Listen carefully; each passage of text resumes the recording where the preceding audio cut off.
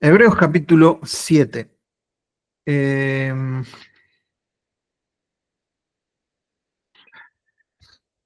Mi pregunta es, siempre me hago la misma pregunta,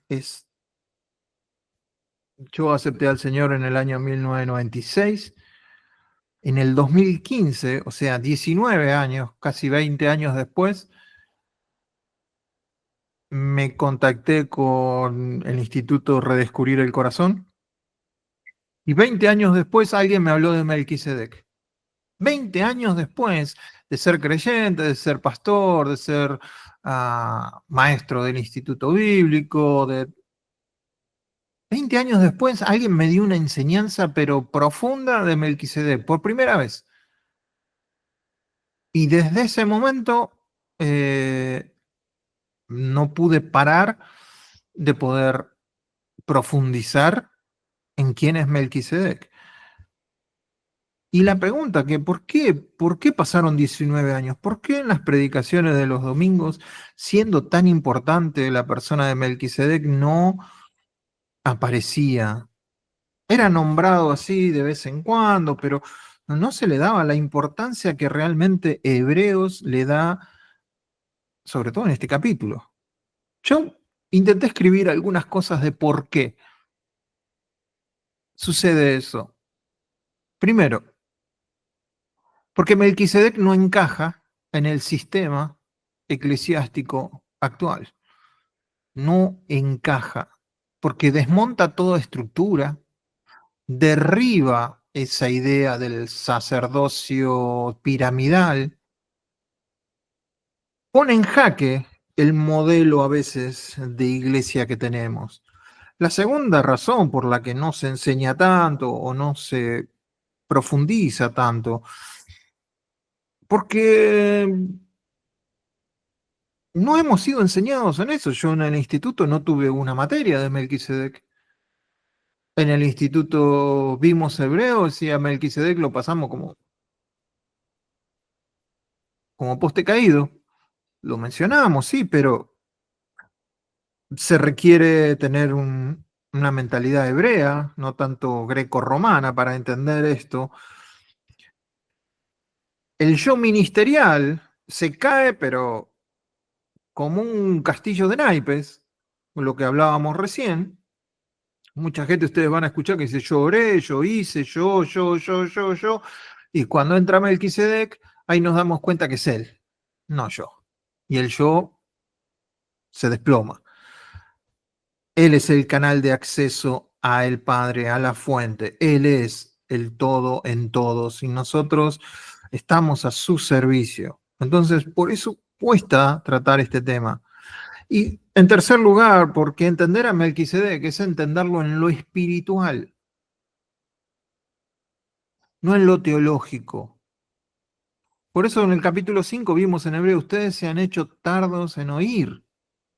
Por eso no les puedo explicar más de Melquisedec, dice el autor de Hebreos. Entonces, esa es la tercera causa, en mi opinión, ¿no? Tiene que haber un corazón despierto, más que una mente activa. Tiene que estar despierto el corazón. Escuchar esa revelación. Porque entender a Melquisedec es revelación. No estamos hablando de algo místico, estamos hablando de entenderlo en lo más íntimo de lo que somos nosotros. Cuarta idea por la que no se ha predicado mucho o no lo hemos hecho. Yo me pongo dentro, no estoy poniéndome en un estandarte, culpando a nadie, estoy hablando sobre todo de mí y de esos años en lo que no los estudié, porque libera demasiado también. Te da una libertad. Entender que Jesús ya está entronizado, que es eterno, que está activo hoy, que yo estoy unido a Él. Estas son todas cosas que entendemos en la lógica, en la teología, lo entendemos. Sí, yo soy uno con Cristo. Pero cuando te metes en el estudio de Melquisedec, es vivir que estás con Él, no entender. Es un paso más allá. Entonces entendés que ya la culpa no te condena, que los líderes no tienen por qué controlarte, que la religión no te encierre, ¿entendés? Todo ese tipo de cosas, a libertad gloriosa a la que Él nos ha llamado, que el sistema religioso no sabe qué hacer con un creyente libre. El sistema religioso que a veces en el que estamos no sabe qué hacer con un creyente que es libre. No sabe dónde encasillarlo, no sabe dónde ponerlo, no sabe qué título darle, no sabe qué función darle, no sabe qué cargo darle. Por eso es un ser libre. Entonces, esa es una de las razones. La quinta, y esta quizás es la más importante, porque a veces tiene que pasar un tiempo para que llegue esta información a nosotros. Entonces, probablemente todo este tiempo en el que no ha sido tan preponderante el estudio de Melquisedec haya sido porque negligencia de la iglesia, de los maestros, de los directores de institutos, de lo que sea, pero también pudo haber sido que el Espíritu Santo está despertando, no una nueva moda, porque esto no es una moda, sino que está despertando esta eterna gloria de Jesús en los creyentes para empezar a estudiarlo. Y es ahí donde nos encontramos. ¿Encontramos ahí? Bueno, la cuestión es verlo más que estudiarlo. Verlo. Y una vez que lo ves, una vez que ves a Melquisedec, a Jesús glorificado como rey y sumo sacerdote, ya no lo podés dejar de ver nunca más. Una vez que lo viste, ya está. Así que bienvenido al lugar santísimo, porque si lo viste entraste. Y en ese lugar es donde ocurre todo lo que nosotros entendemos que tiene que ocurrir en un creyente. Entonces, segunda cosa, ¿por qué es tan importante un sumo sacerdote? Yo quiero que se graben esto, si van a estar un tiempo en el cara a cara, si van a estar un tiempo aprendiendo conmigo, esto es un fundamento firme. Dios siempre comienza con un sacerdote.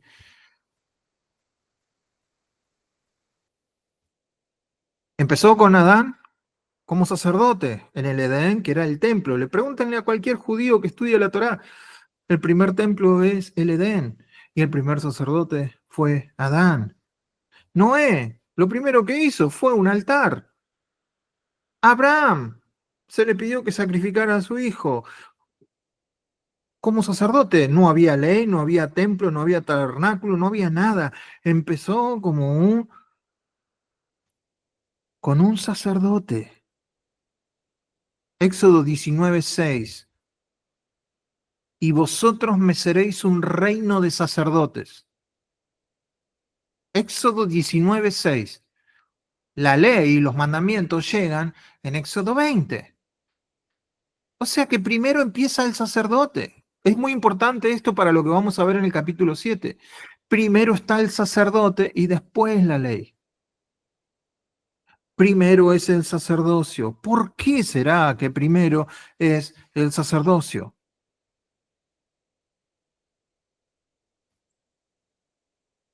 Dios no empieza por el hombre, no empieza por la ley, no empieza por la iglesia. Dios empieza por el sacerdote. Porque donde hay un sacerdote hay acceso. El sacerdote es el acceso a Dios. Es la unión entre el pueblo y Dios, es la unión entre la tierra y el cielo, es el acceso. Si no hay acceso, no hay vida. Por eso Melquisedec aparece antes que Moisés, antes que Aarón, antes que la cruz, porque él es un sacerdote eterno, eterno pasado y eterno en lo futuro. Por eso es tan preponderante la idea de un sacerdote. Lo que pasa es que a veces tenemos la idea, nosotros estamos rodeados de catolicismo, de sacerdote, y ya nos da alergia con solo pensar en un sacerdote. Pero no, tenemos que quitarnos esa imagen y poner la imagen de Jesús. El plan eterno de Dios nunca fue comenzar con una estructura, sino con comunión. Y la comunión es con el sacerdote. Por eso va a ser muy importante que nosotros tengamos en mente esto que estamos hablando. Dios empieza siempre con un sacerdote. Entonces, vamos a capítulo 7. Les voy a mostrar un poquito primero el esquema de capítulo 7, donde ya se introduce Melquisedec. Ahora Melquisedec ya no es más eh,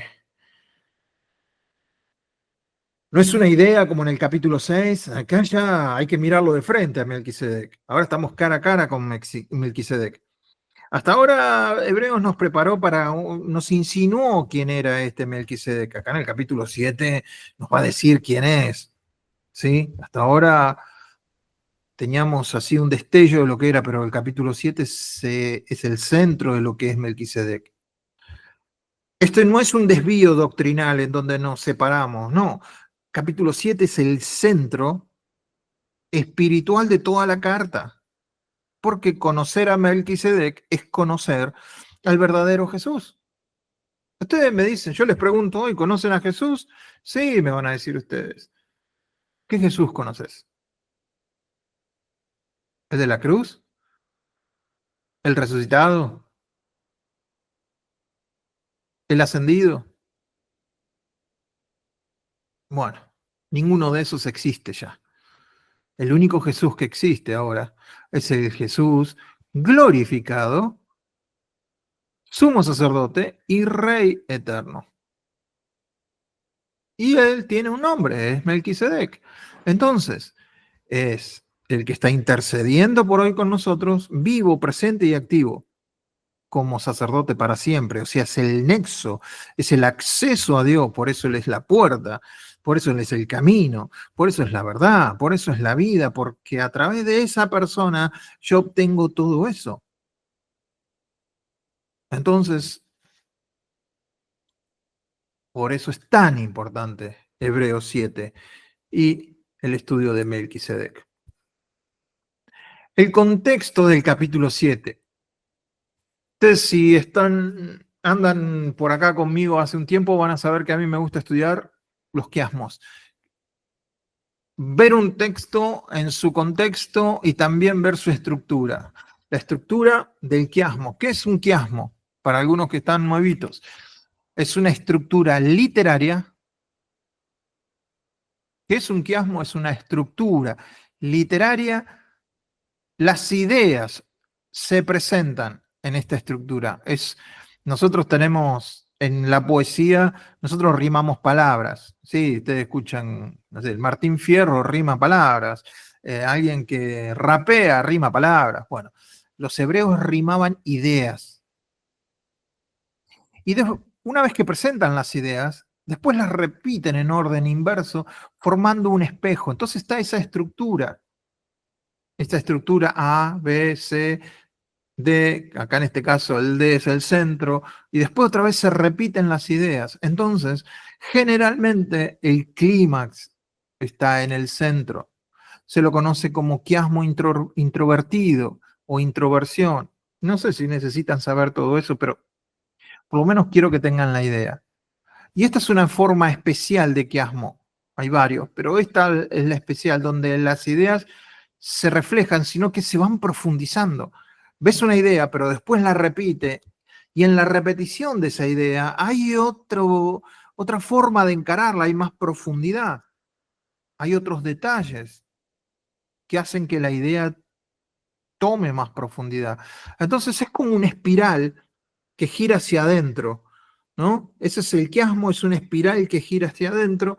Cada nivel gira y forma algo nuevo con más profundidad. hasta llegar al núcleo revelacional. Y el núcleo es el centro en este caso. Y el centro del capítulo 7 es la idea central de todo el capítulo. Entonces, Jesús es el sacerdote perfecto y eterno, eso lo tenemos claro, y es el fundamento para la esperanza que nosotros tenemos. Si alguien te pregunta, ¿tenés esperanza? Sí, yo tengo esperanza. ¿Y por qué? Y no sé, voy a la iglesia y tengo esperanza, no sé. Y ¿cómo vas a explicar la esperanza? No, tengo esperanza porque hubo alguien que se vistió de carne y hueso como yo, que anduvo por esta tierra, que llevó todos mis pecados, que murió, que lo sepultaron, pero que el Padre lo rescató vivo. Y ahora está vivo como un hombre. ¿Y porque Él vive, yo vivo? Esa es la esperanza que tengo.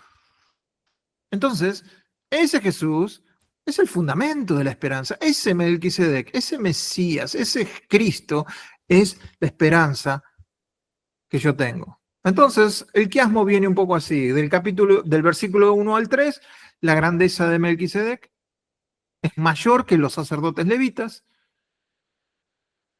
Versículo 3, la segunda parte, su sacerdocio no es transmisible. O sea, no se va a transmitir y no fue transmitido hacia él. Es único en su ser como sacerdocio.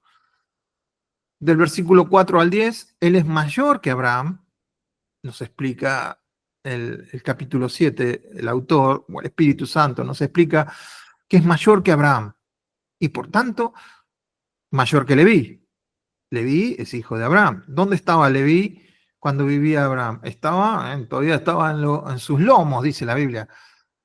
Por otra forma de decirlo, es en sus testículos. Vamos a decirlo como tienen los lomos de la Biblia, son los testículos. Así que vamos a decirlo así. Entonces, ¿dónde estaba Leví? Y Leví estaba en Abraham, por eso dice que Leví pagó los diezmos, porque estaba dentro de Abraham. Versículos del 11 al 14, hay un cambio de sacerdocio. ¿Por qué? Esto es sumamente importante, porque cambió la ley. Ya la ley del Antiguo Testamento a nosotros no nos aplica. ¿Por qué? Porque hay un nuevo sacerdote. Primero viene el sacerdote y después la ley. Si tenemos un nuevo sacerdote que no es de la orden de Leví, entonces tiene que haber una nueva ley. Versículos del 15 al 19. Este cambio de sacerdocio anula los mandamientos, o sea, los deja ya inservibles. Versículos del 20 al 23, la grandeza de Dios, ahí está el C, el punto C, tiene que ver con el punto C. Esta grandeza, que es mayor que Abraham, obtiene algo mayor que la palabra de Dios. ¿Qué es mayor que la palabra de Dios? Es el juramento de Dios. Entonces, obtiene un juramento de Dios. Miren si será importante este sacerdote, este Melquisedec. Versículo 24. Su sacerdocio, otra vez la idea, ¿ven? Cómo se conjugan las ideas, se riman las ideas. B con B, B1 con B2. Arriba era el sacerdocio no es transmisible. Y en el 24 su sacerdocio es intransmisible. 25 al 28, la grandeza del Señor es mayor que todos los sacerdotes levitas que han existido hasta ese momento y que existirán si es que hay alguno todavía dando vuelta. Entonces, ahora sí, agarra tu Biblia si la tenés a mano, vamos a leer el capítulo 7 de Hebreos con este contexto, con esto que le hablé, probablemente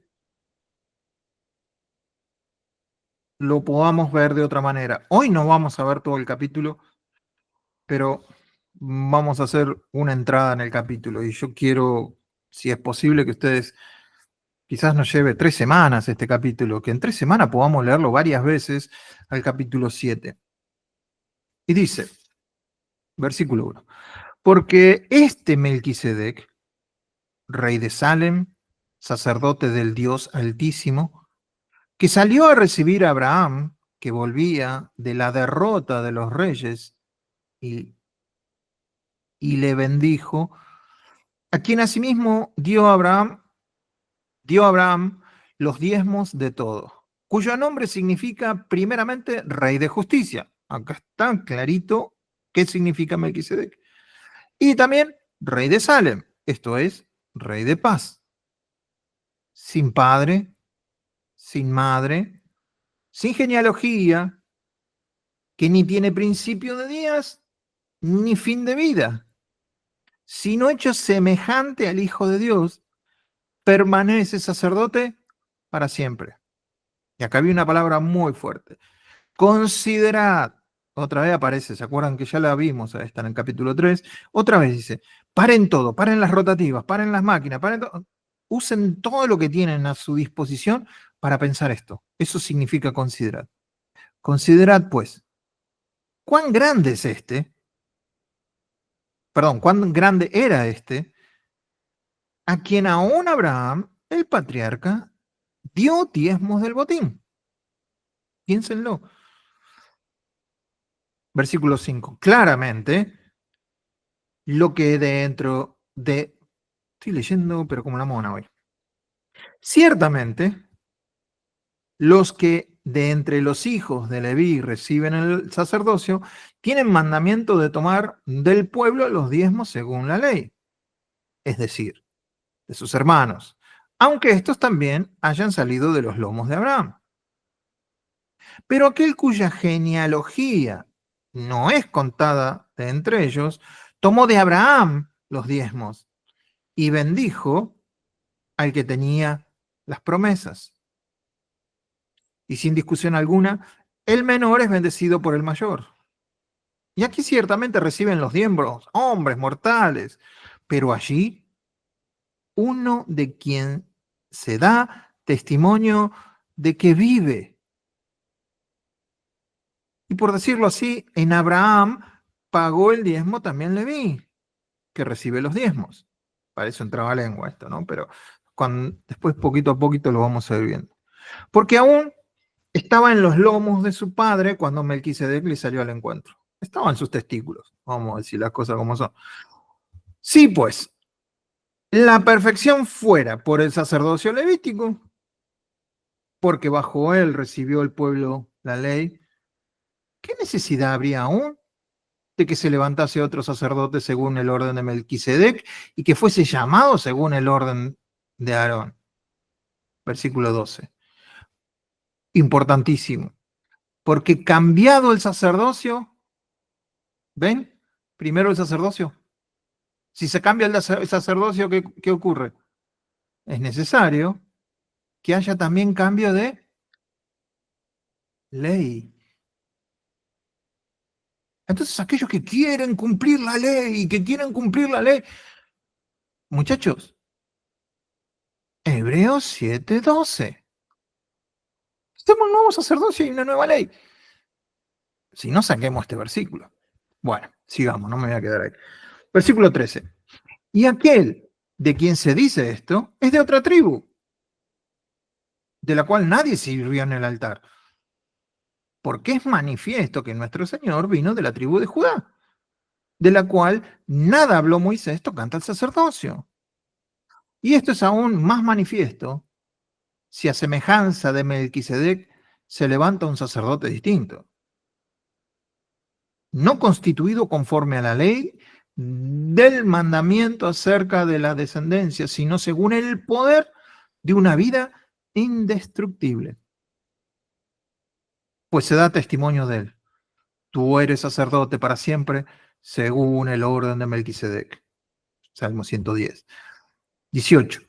Queda pues abrogado el mandamiento anterior a causa de su debilidad e ineficacia.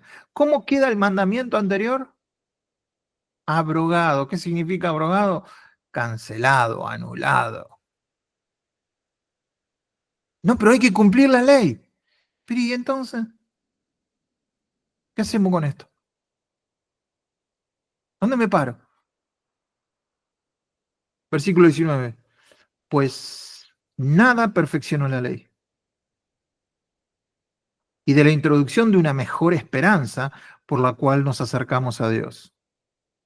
Y esto no fue hecho sin juramento, porque los otros ciertamente sin juramento fueron hechos sacerdotes, pero este con el juramento del que le dijo, juró el Señor y no se arrepentirá, tú eres sacerdote para siempre, según el orden de Melquisedec.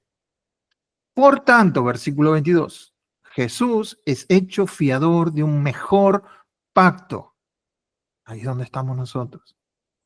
Versículo 23, y los otros sacerdotes llegaron a ser muchos debido a que por la muerte no podían continuar.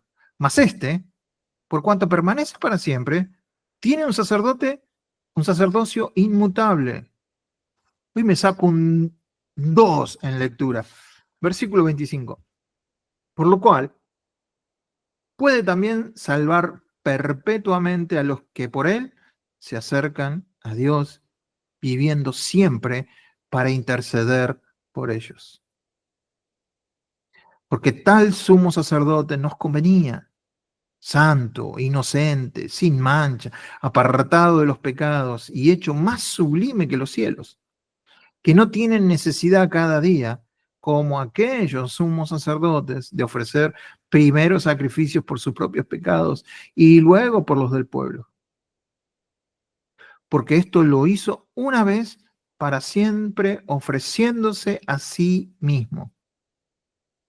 28. Porque la ley constituye sumos sacerdotes a débiles hombres, pero la palabra del juramento posterior a la ley, al Hijo, hecho perfecto para siempre. Bien.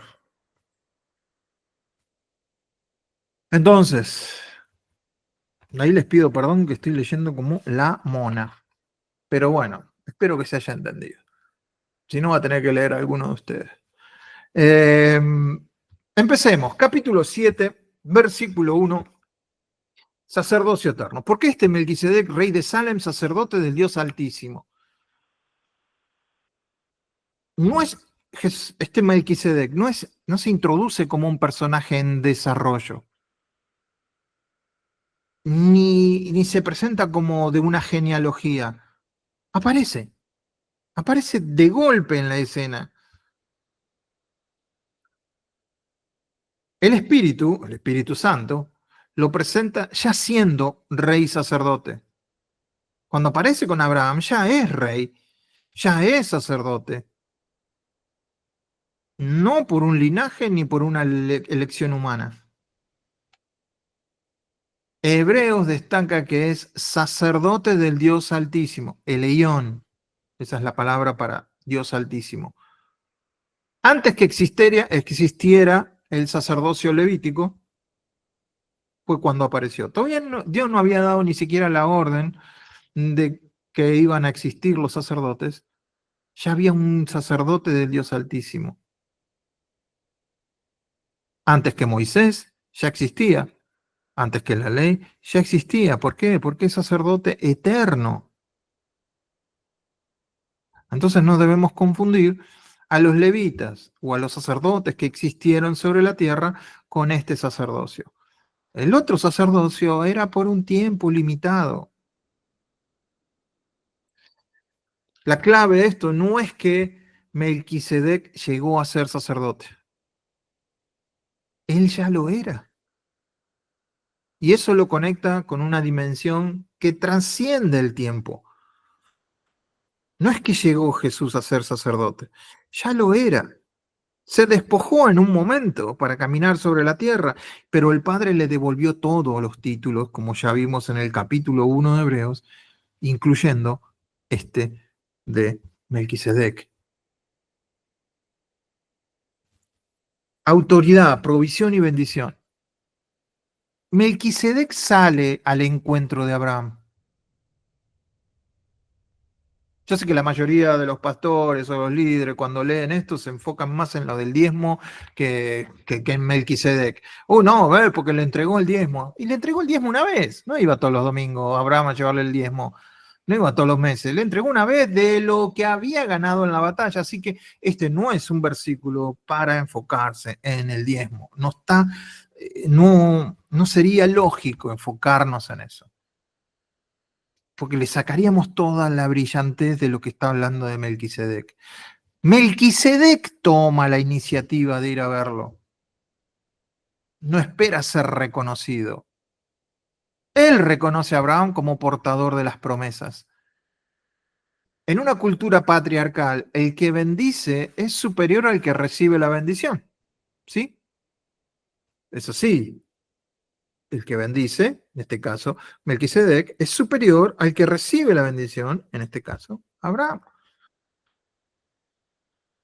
Melquisedec no exige sacrificios, no exige altar.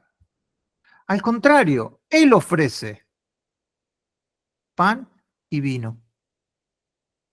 Si quieren pueden ir a Génesis 14, 18. Jesús ofrece pan y vino, no exige nada. ¿Qué tenemos que entender entonces con esto? Que este es un acto sacerdotal anticipatorio. Es el tipo de la comunión, es la Santa Cena. Este mismo Melquisedec fue el que dijo, hagan esto en memoria de mí, pan y vino. Y es lo que nosotros celebramos, bueno, en nuestro caso en el cara a cara cuando me acuerdo, y en otros casos una vez al mes. Pero no es un ritual.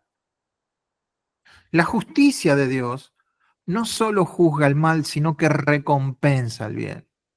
Y ahí es donde nos tenemos que enfocar, en la recompensa del bien. El primer sacerdote, entonces, del primer sacerdote que tenemos nosotros noticias, sí, con el título de sacerdote, en la historia, aparece con comida y con bendición. No aparece con ley, no aparece con castigo,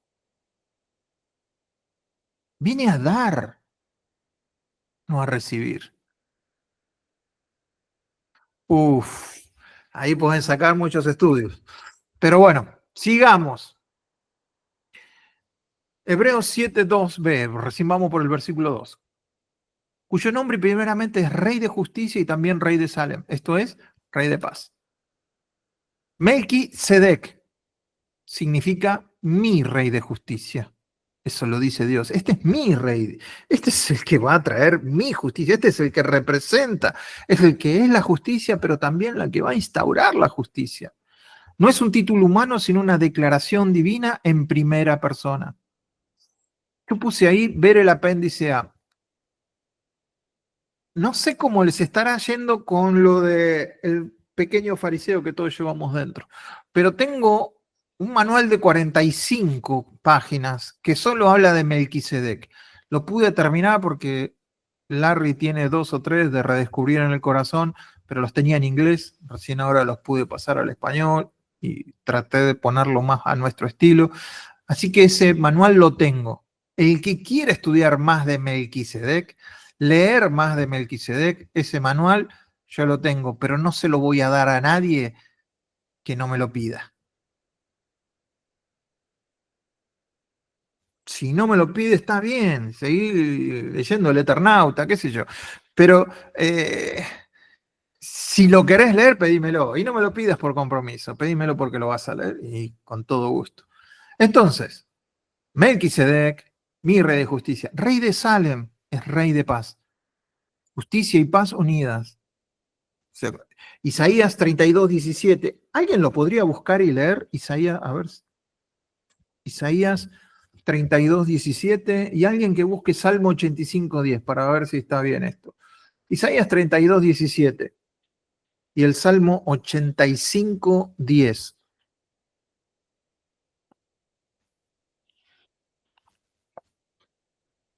Yo encontré Isaías.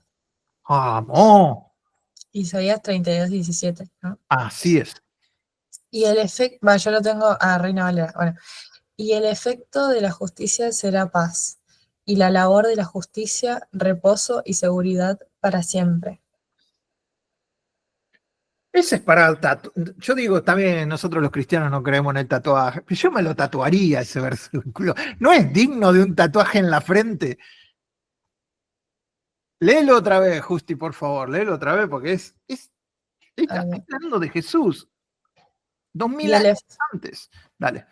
y el efecto de la justicia será paz, y la labor de la justicia, reposo y seguridad para siempre. ¡Wow!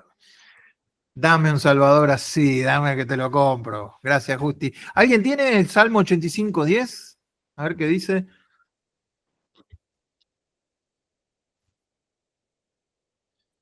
Yo 85:10 lo dice, tengo.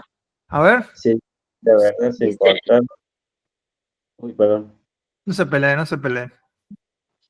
No, léela, no, ya me canso. Dale, bueno.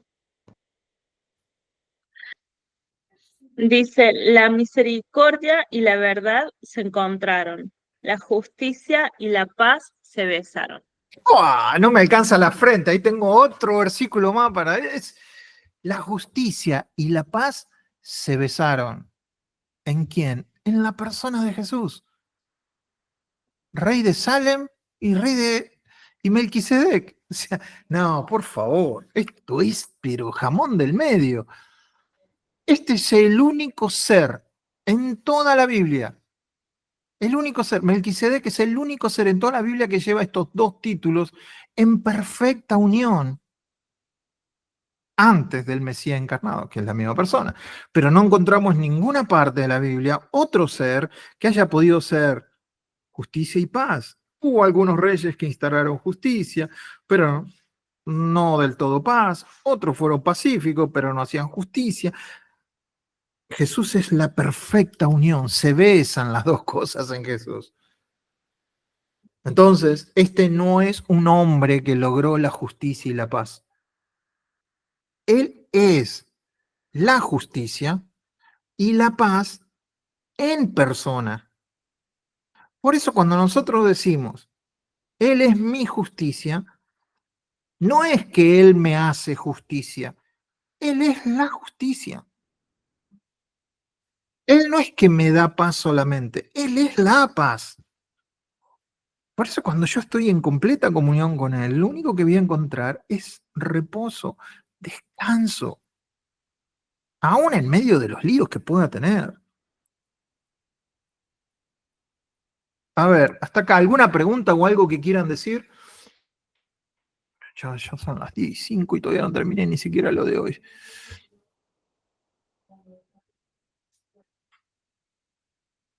A ver, ¿cuánto nos queda? ¿Me dan 10 minutitos más? El que se tenga que ir, bueno, perdónenme, pero... Sin padre, sin madre, sin genealogía. En el mundo hebreo, la genealogía lo era todo. ¿De quién sos hijo vos? ¿De quién sos nieto vos? ¿De quién? Si no tenías padre, no tenías abuelo, no pertenecías a un clan, no eras nadie.